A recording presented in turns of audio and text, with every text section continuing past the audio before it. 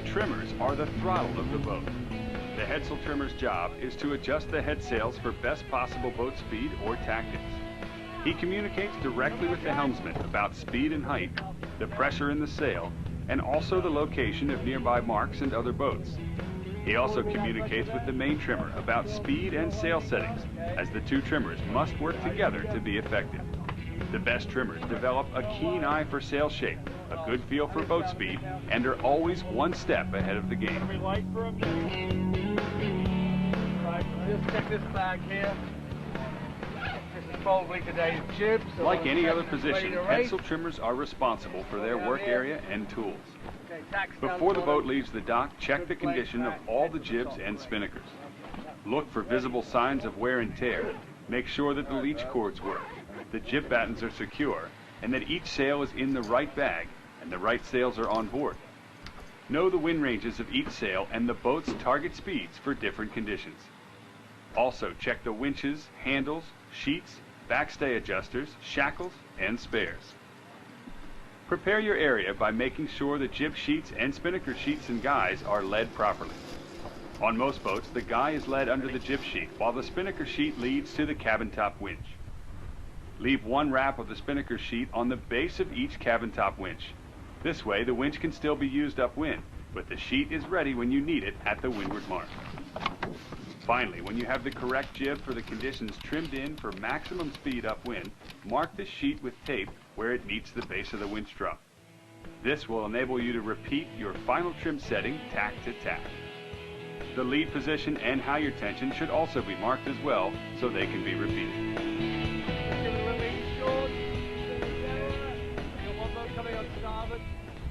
In the pre-start, the headsail trimmer should trim on the port side while the tailer trims on the starboard side, with each tailing for the other when not trimming. Unless told otherwise, always trim for full speed. It's also very important that each trimmer call leeward boats in clock and distance to them for the helmsman. On the final approach to the start, trim the jib in for full speed when called. Once the sail is fully trimmed, take the handle out and head to the rail.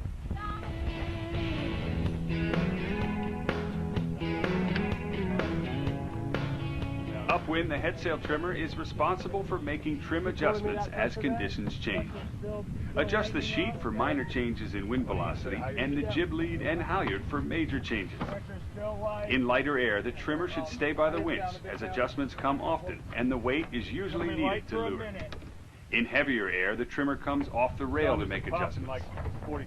For consistency, the primary trimmer should trim both sides upwind while the tailer assists in the tacks.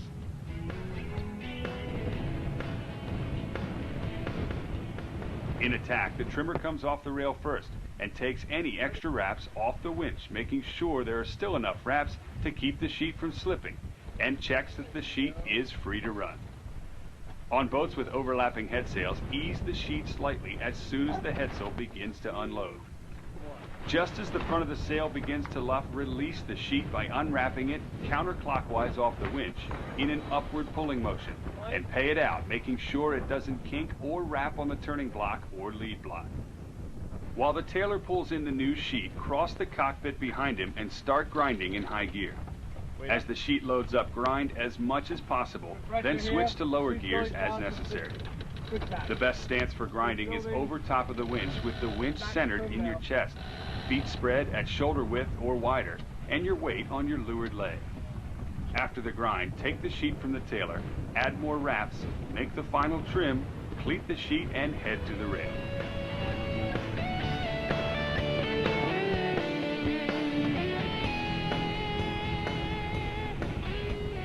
On the last starboard tack to the windward mark, take the jib sheet with you to the weather rail so that it can be eased if needed without having to leave the rail. In light air, the trimmer stays in and calls distance and heading to the mark. As the boat bears away for the set, ease the jib so that the main can go out, but keep the foot inside the lifeline if possible to help the spinnaker get clear in the hoist and to keep the jib from going overboard when dropped.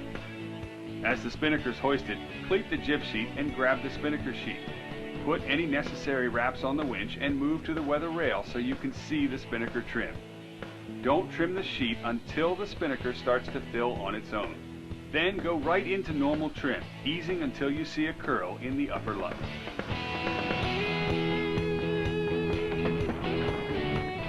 During a tack set, you'll only need to grind the jib into proper trim, which may be a reach if the bow is already at the mark. Then cleat it and move to normal trimming position with the spinnaker sheet. It may take extra finesse to fly the sail if there's no pole. Remember, when in doubt, try to ease it out away from the jib to get it filled.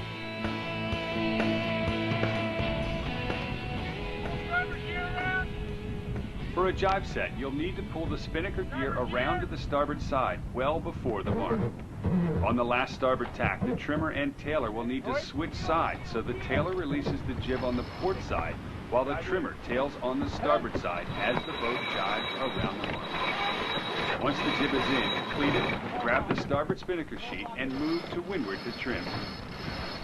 The jive turn will create a lot of turbulence, so it's a real challenge to get the spinnaker filled, especially in light air. After the jib is down and the boat is on course, trimming should return to normal.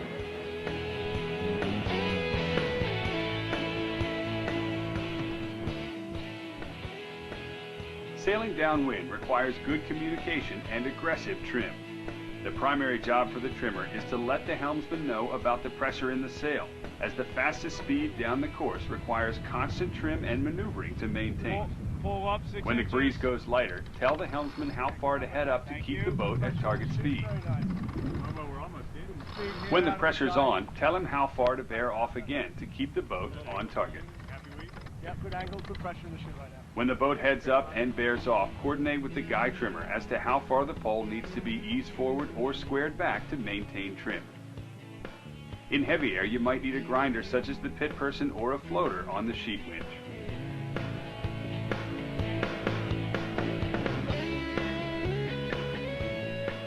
In a dipole jive, the trimmer takes both spinnaker sheets.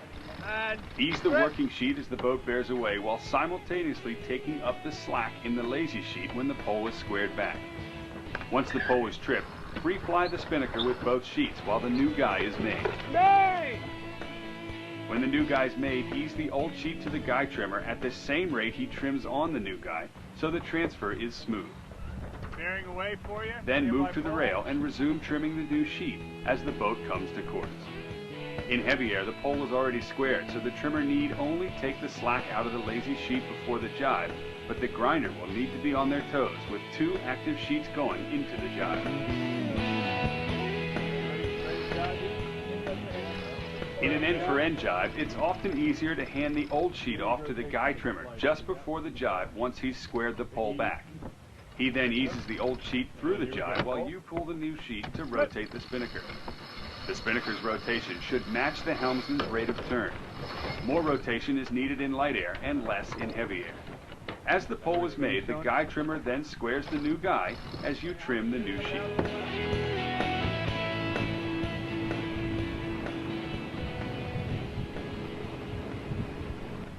When approaching the leeward mark for a windward drop, the guy trimmer should load the jib sheet on the starboard winch with the minimum number of wraps for upwind without slipping, and the handle in before the jib is hoisted. When the drop is called, move from the rail back into the cockpit. Release the spinnaker sheet completely, making sure it runs free but not over the bow. Then grind in the jib while the guy trimmer tails the sheet.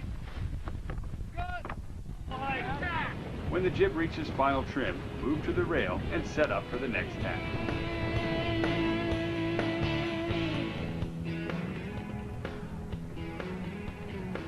In a leeward drop, the jib is set up the same as a windward drop, but the pole comes down last. At the drop, keep tension on the spinnaker sheet until the spinnaker halyard is released and the foredeck crew has control of the foot. Then release the spinnaker sheet and go to the jib trim.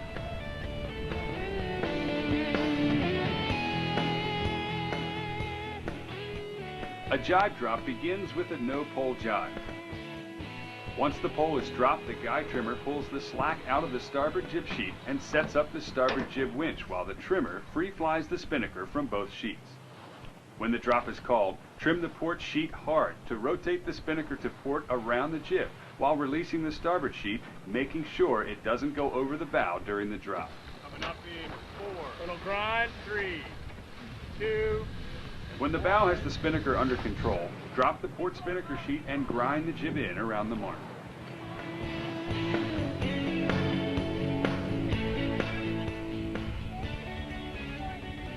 All good trimmers have time-tested tricks of the trade. Here are a few good ones. Place duct tape on the top of the drum on worn winches if the sheet is slipping. If the jib gets caught outside the top lifeline in attack, slap down hard on the top lifeline from the cockpit to see if it will roll in before calling the bowman off the rail. If they're not already posted, write the boat's target speeds on a piece of tape and stick it to the cockpit bulkhead for quick reference. The most important thing to remember as a trimmer is that you are the throttle of the boat, so you need to be one step ahead of the game, not just reacting to it.